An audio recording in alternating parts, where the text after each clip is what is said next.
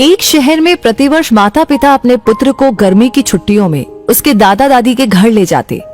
10 से 20 दिन सब वहीं रहते और फिर लौट आते। ऐसा प्रति वर्ष चलता रहा। बालक थोड़ा बड़ा हो गया। एक दिन उसने अपने माता पिता से कहा कि अब मैं अकेला भी दादी के घर जा सकता हूँ, तो आप मुझे अकेले को दादी के घर जाने दो। माता पिता पहले तो राजी नहीं हुए, किंतु बालक ने जब जोर दिया तो उसको सारी सावधानी समझाते हुए अनुमति दे दी। जाने का दिन आया। पिता बालक को छोड़ने स्टेशन गए। ट्रेन में उसको उसकी सीट पर बिठाया, फिर बाहर आकर खिड़की में से उससे बात की, उसको सारी सावधानियां फिर से समझाई।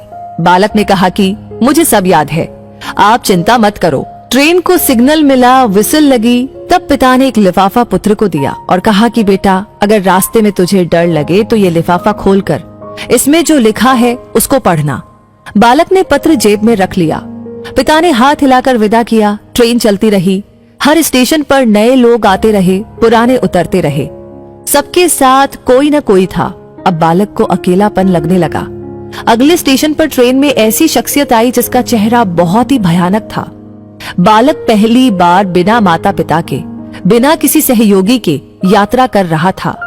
उसने अपनी आंखें बंद करके सोने का प्रयास किया, परंतु बार बार वो भयानक चेहरा उसकी आंखों के सामने घूमने लगा। बालक भयभीत हो गया, रुआंसा हो गया। तब उसको पिता की चिट्ठी याद आई। उसने जेब में हाथ डाला, हाथ कांप रहा था। पत्र निकाला, लिफाफा खोला और पढ़ा। पिता ने लिखा था, तू डरना मत, मैं पास वाले कंपार्टमेंट में ही हूँ, इस गाड़ी में बैठा हूँ। बालक का चेहरा खिल उठा। सारा डर काफूर हो गया। जीवन भी ऐसा ही है। जब भगवान ने हमको इस दुनिया में भेजा, उस समय उन्होंने हमको भी एक पत्र दिया है जिसमें लिखा है, उदास मत होना, मैं हर पल, हर क्षण, हर जगह तुम्हारे साथ हूँ।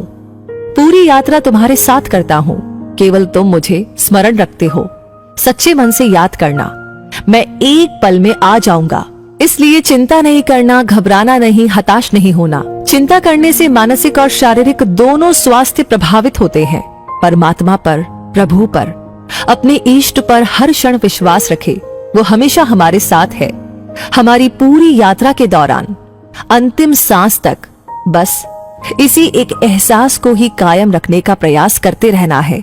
सब कुछ उस परमात्मा पर छोड़ दे जिसकी मर्जी के बिना एक पत्ता भी नहीं हिल सकता।